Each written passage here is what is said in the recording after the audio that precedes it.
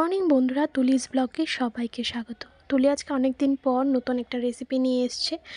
কি আগে তো বলেই দিলাম যেটা কি রেসিপি, মাছের তেলের একটা রেসিপি।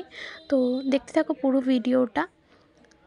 তো এখানে আমি দেখো নিয়ে নিয়েছি প্রায় 3টের উপরে পেঁয়াজ, 3টে বা 4টে পেঁয়াজ নিয়েছি বড় বড়, আর নিয়েছি গোটা একটা রসুন কুচি। আর মাছের তেলটা তো দেখতেই পেয়েছো। এখানে কড়াইটা চাপিয়ে দিলাম, আর কড়াইটা গরম হওয়ার পর আমি যেহেতু এটা সর্ষের তেলে করছি, তো সর্ষের তেলটা দিয়ে দিলাম পরিমাণ মতো। একটু বেশিই লাগছে পেঁয়াজ রসুন এগুলো। তেলটা দিয়ে দিলাম পরিমাণ মতো, আর এখানে আবারও দেখে নিয়েছি মাছের তেল, লঙ্কা, আর এখানে রসুন আর পেঁয়াজ কুচি। তো এখানে তেলটা গরম হওয়ার পর আমি আগে রসুন কুচিটা দিয়ে দিচ্ছি। অনেকভাবে করে থাকে, সেটা সবজি দিয়ে করে থাকে, আমি আজকে এমনিই দেখাচ্ছি পেঁয়াজ আর রসুন দিয়ে। খুব দারুণ একটা টেস্টি রেসিপি। তো আগে রসুনটা ভেজে নিচ্ছি। একটু হালকা ভাজা হওয়ার পর আমি দিয়ে দিলাম লঙ্কা কুচি আর পেঁয়াজ কুচিটা। তো পেঁয়াজ কুচি আর লঙ্কা কুচিটা আর রসুন কুচিটা একসাথে আমি ভেজে নেব।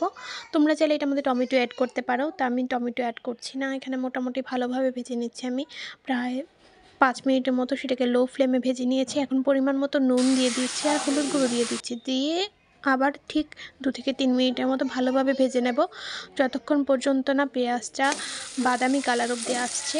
তো দেখো এখানে আমার মোটামুটি পেঁয়াজটা ভাজা হয়ে গেছে, আর একটু হলেই হয়ে যাবে। তো দারুণ একটা রেসিপি, তোমরা বাড়িতে বানিয়ে দেখো, গরম ভাতের সাথে জাস্ট জমে যাবে। এখন দেখো আমি মাছের তেলটা ধুয়ে রেখেছিলাম, সেটা আমি দিয়ে দিলাম ওপর থেকে, দিয়ে আবার ঠিক ভালোভাবে নাড়াচাড়া করে ঠিক আবার ওই 5 মিনিটের মতো লো ফ্লেমে করতে হবে সেটা। 5 মিনিটের মতো করে নিয়েছি। তারপর আমি অ্যাড করছি 1 চামচ শুকনো লঙ্কার গুঁড়ো আর 1 চামচ কাশ্মীরি লঙ্কার গুঁড়ো অ্যাড করছি। অ্যাড করে ভালোভাবে নাড়াচাড়া করে লো ফ্লেমে আবার ঠিক 5 মিনিটের মতো আমি নাড়াচাড়া করে নিচ্ছি। চটজলদি একটা রেসিপি হয়ে যাচ্ছে। তো এখানে ভালোভাবে নাড়াচাড়া কর, দেখো এখানে প্রায় হয়ে এসছে রেসিপিটা। আর 2 থেকে 3 মিনিট নাড়াচাড়া করে নিলাম। তো রেডি হয়ে গেল আমার মাছের তেলের সেই দারুণ একটা টেস্টি রেসিপি। বাড়িতে একবার বানিয়ে দেখা, অবশ্যই ভালো লাগবে।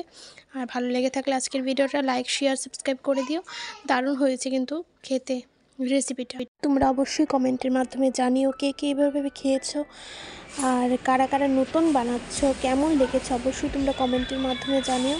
দেখা হচ্ছে পরে কোনো ব্লগ বা ভিডিওতে। তো আজকের মতো এখানেই, টাটা।